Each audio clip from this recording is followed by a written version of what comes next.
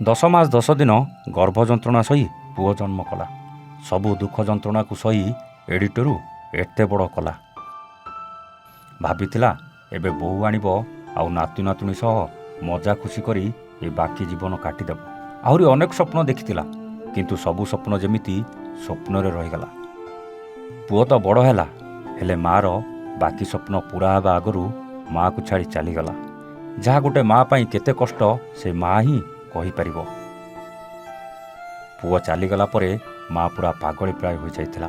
ଭଗବାନ ସିନା ଏ ମା' ପାଇଁ ନିଷ୍ଠୁର ହୋଇ ଗୋଟେ ପୁଅକୁ ଛଡ଼େଇ ନେଲେ, କିନ୍ତୁ ଏ ମା' ଜଣକ ପୁଅ ଚାଲିଯିବା ଦୁଃଖରେ ଅନାଥ ପିଲାଙ୍କ ପାଇଁ ଗୋଟେ ସୁନ୍ଦର ଘର କରି ଅନେକ ଅନାଥ ପିଲାଙ୍କ ପାଇଁ ମା' ହେବାର ସୌଭାଗ୍ୟ ଅର୍ଜନ କରିଛନ୍ତି। ହଁ ଆଜ୍ଞା, ଯାହାର ମା' ନାହିଁ ସେ ମା' ନଥିବାର ଦୁଃଖ ଜାଣିଛି। ଆଉ ଯେଉଁ ମା'ର ସନ୍ତାନ ତା ଆଖି ଆଗରେ ଚାଲିଯାଉଛି, ସେ ମା' ସନ୍ତାନର ଦୁଃଖ କ'ଣ ଜାଣିଛି? ଏ କଥା ଆମେ କାହିଁକି କହୁଛୁ ଆପଣ ଭାବୁଥିବେ ନିଶ୍ଚିତ। ହଁ ଦର୍ଶକ ବନ୍ଧୁ, ଗଜପତି ଜିଲ୍ଲା ପାରଳାଖେମୁଣ୍ଡି ସହରର ବ୍ରଜେଶ୍ୱରୀ ଗନ୍ତାୟତ ସ୍ୱାମୀ ଚାଲିଗଲା ପରେ ଅନେକ ଦୁଃଖ କଷ୍ଟ ସହି ପୁଅକୁ ବଡ଼ କଲେ।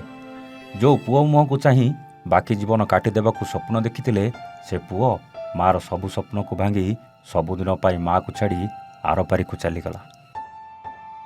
ପୁଅକୁ ସବୁଦିନ ପାଇଁ ହରାଇଥିବା ମା' ଦୁଃଖରେ ଭାଙ୍ଗି ପଡ଼ିଲେ। ଛାତିର କୋହ ଆଉ ଆଖିର ଲୁହକୁ ନିଜ ଭିତରେ ରଖି ଅନାଥ ପିଲାଙ୍କ ପାଇଁ ନିଜ ଖର୍ଚ୍ଚରେ ଏକ ଘର କରିଥିଲେ, ଯାହାର ନାଁ ରଖିଛନ୍ତି ଗୌରବ ଭବନ। ଆଉ ସେ ଗୌରବ ଭବନକୁ ଅନାଥ ପିଲାଙ୍କ ରହିବା ପାଇଁ ଜିଲ୍ଲାପାଳଙ୍କ ଉପସ୍ଥିତିରେ ଜିଲ୍ଲା ପ୍ରଶାସନକୁ ହସ୍ତାନ୍ତର କରିଛନ୍ତି। ସତରେ ଏମିତି ମା'କୁ କୋଟି କୋଟି ପ୍ରଣାମ। ସତ କହିଲେ ମା'ର ହୃଦୟ କେତେ ବଡ଼। ଆଜି ସିନା ନିଜ ପୁଅକୁ ହରାଇଛନ୍ତି, କିନ୍ତୁ କେତେ ଅନାଥ ପିଲାଙ୍କୁ ମୁଣ୍ଡ ଗୁଞ୍ଜିବାକୁ ଛାତ ଦେଇ କେତେ ଅନାଥ ପିଲାଙ୍କର ମା' ହୋଇପାରିଛନ୍ତି। ଗଜପତିରୁ ଅଲିନ ପାଣିଙ୍କ ରିପୋର୍ଟ, A1 ଓଡ଼ିଆ।